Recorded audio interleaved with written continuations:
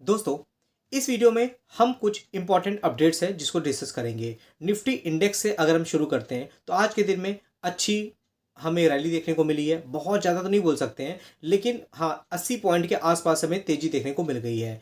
लेकिन अगर आप 5 दिन का चार्ट देखोगे ना तो आपको पता चलेगा जो तेज़ी देखने को मिली है वो हमें 25 नवंबर तक देखने को मिली है। अगर हम एग्जैक्ट देखते हैं यहाँ पर तो 21 नवंबर से लेकर 25 नवंबर के बीच में लगभग यहाँ पर रैली देखने को मिली थी 900 पॉइंट तक की।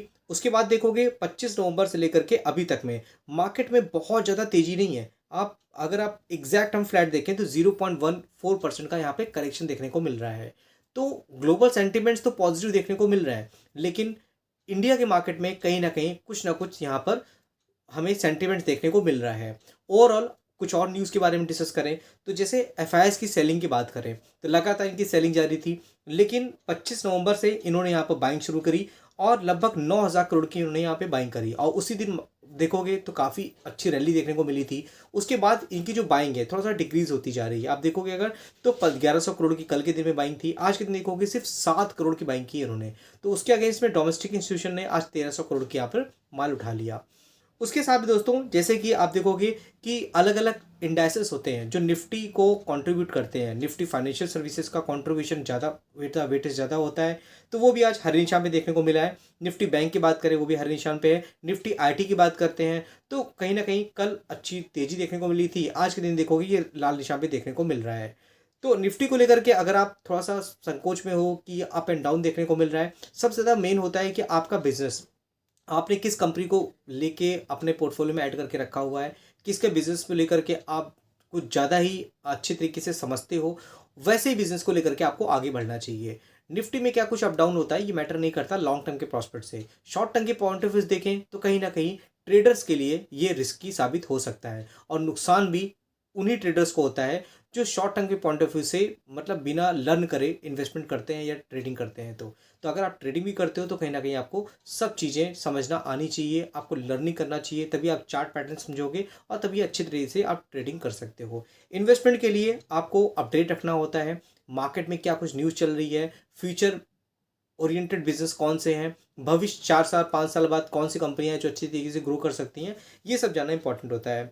जैसे हम बात कर रहे थे इसराइल हिजबुल्ला का जो वॉर है वो हमें कहीं ना कहीं थमता हुआ दिख रहा है। सीज फायर की न्यूज़ देखने को मिल रही है। अब इसकी वजह से क्या होता है, ग्लोबल सेंटिमेंट्स पॉजिटिव होते हैं। खासकर मिडिल ईस्ट में अगर ठंडा माहौल पड़ता है तो क्रूड ऑयल के जो प्राइस है वो थमते हुए दिखते हैं। अब इंडिया एक बहुत बड़ा इंपोर्टर है, तो क्रूड ऑयल के जब प्राइस ठंडे होंगे तो इंडियन मार्केट में कहीं ना कहीं कुछ ना कुछ खुशहाली तो आएगी आएगी। उसके साथ में दोस्तों अगर करंट टाइम पे क्रूड ऑयल का प्राइस देखें तो 72 के आसपास देखने को मिल रहा है और अगर हम WTI क्रूड की बात करें 68 के आसपास देखने को मिल रहा है।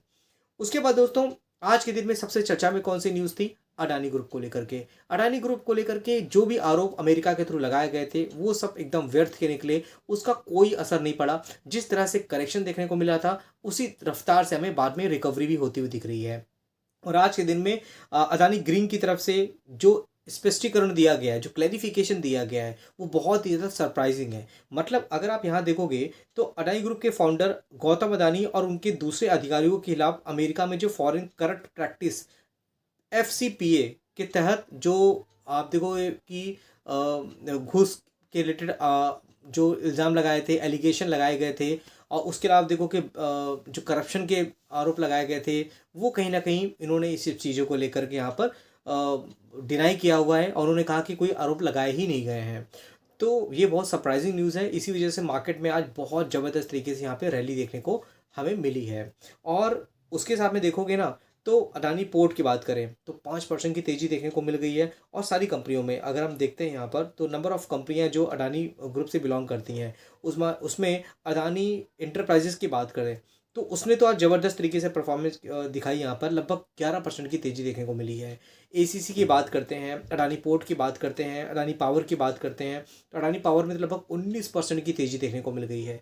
और उसके साथ में अगर हम NDTV मतलब अडानी ग्रुप की जितनी भी कंपनियाँ हैं आज के दिन में हमें सब में ज़बरदस्त रैली देखने को हमें मिल गई है।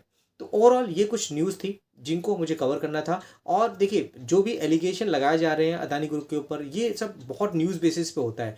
आप ऐसी कंपनियों को अगर फाइंड आउट करते हो जो न्यूज़ बेसिस पे ऊपर जा रही हो, और फिर न्यूज़ बेसिस पे ही नीचे जा रही हो, तो ये आपके लिए बहुत रिस्की हो सकता है लॉन्ग टर्म के पॉइंट ऑफ व्यू से। अगर आप ट्रेडिंग कर रहे हो तो कहीं ना कहीं आपके लिए बहुत गेम चेंजर्स भी साबित हो सकता है। तो मेरा जो यहाँ पर पॉइंट्स होते हैं, मैं ऐसी कंपनियों को कभी भी प्रेफरेंस नहीं देता हूँ जो न्यूज़ बेसिस पे हमें अप एंड डाउन दिखाती हूँ। तो कल कुछ न्यूज़ ऐसी निगेटिव आ जाएगी, जैसे हिंडनबर्ग की न्यूज़ आई थी, उसके बाद मार्केट ठंडा पड़ गया, रिकॉर्ड मतलब तेज़ी आ गई स्टॉक में, फिर न्यूज़ आ गई, फिर स्टॉक करेक्शन हो गया, फिर तेज़ी हो गई। तो ये सब चीज़ें कहीं ना कहीं मार्केट में क्या होता है, इन्वेस्टर को जो सेंटिमेंट्स है उसका हर्ट होता है। लेकिन जिन लोगों को पैसे शॉर्ट टर्म में बनाने हैं वो कहीं ना कहीं ऐसी कंपनियों को फाइंड आउट कर लेते हैं। बाकी दोस्तों जो भी एलिगेशन थे उसको लेकर के इन्होंने पूरी तरह डिनाई कर दिया, और डिनाई करने की वजह से क्या हुआ, मार्केट में रिकवरी हो गई। आई होप ये वीडियो आपके लिए हेल्पफुल हुआ होगा। अच्छा लगा हो तो लाइक का बटन दबा के अप्रिशिएट कर सकते हो। फिर मिलते हैं नेक्स्ट वीडियो में, तब तक के लिए थैंक यू।